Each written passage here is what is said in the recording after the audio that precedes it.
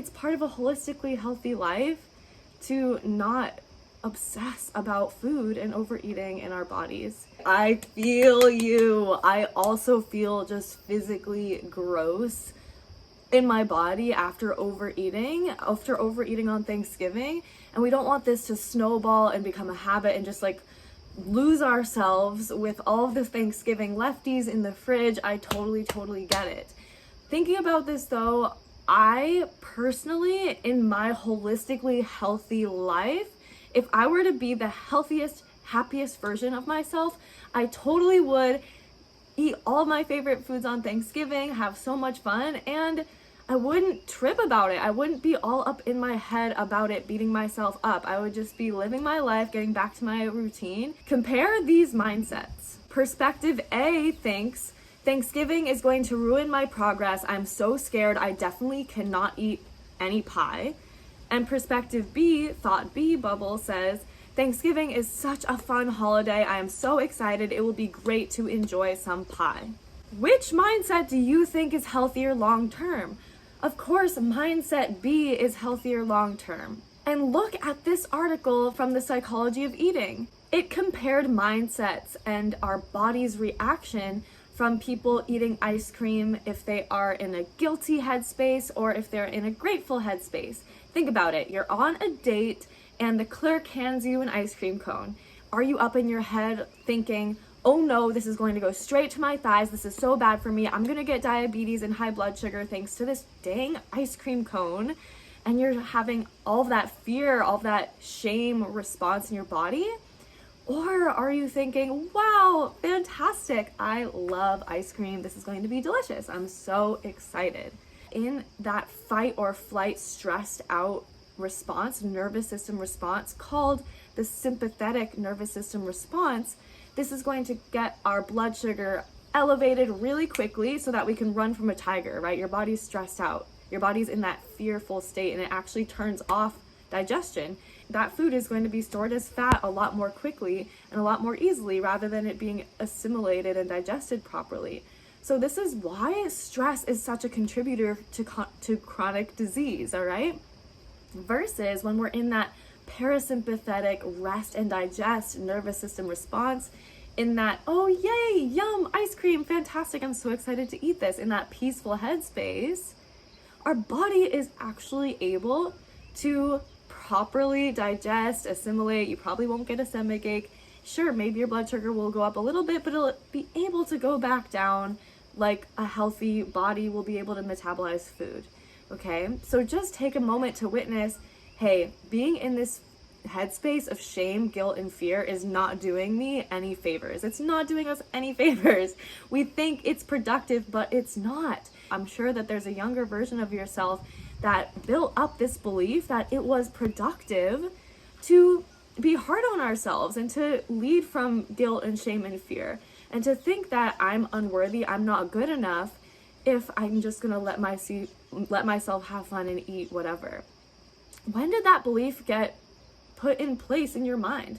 Your primitive mind, your brilliant, incredible mind is doing whatever it can to protect you. You want to be worthy, you want to be good enough, you want to be healthy. And now you can give that thought a hug from the inside out. Just give yourself a hug and say, wow, younger version of me, it's okay. It's okay to enjoy Thanksgiving, and actually create the belief that it's important to enjoy Thanksgiving so that we can be excited about eating our vegetables and continuing our health promoting behaviors later on the next day, right? What would you say to your best friend? Would you say to me? Would you say to your daughter, what is wrong with you? You shouldn't have done that. You're a terrible person. I can't believe you ate that. Look at you. You should starve yourself today. Like, what do you think you're doing? Or would you say, hey, oh my gosh, yeah, you overeat. I totally get that you feel uncomfortable, and that's okay. Life goes on. Let's go for a walk today, right? You would be chill. You would be compassionate. You would be nurturing. So notice that voice in your head. Is it nurturing? Is it compassionate? Is it that voice that you would say to a friend? Or are you treating yourself like absolute trash? Do not hate on yourself like that, right? Let's notice the contrast of those voices and make a change. And I hear you about being nervous about continuing to overeat after the holidays with all of those delicious leftovers in the fridge. and having this snowball. Let's think about what your goals are. What are they long term? What are they short term?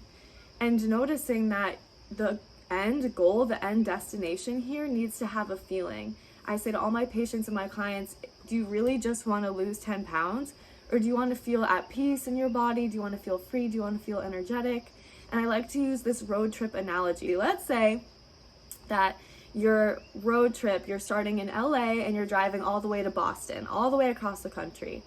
And you're in LA and your health goals, you accomplishing your health goals, your dream come true of your body and your health and your headspace is in Boston. What's your journey going to be like?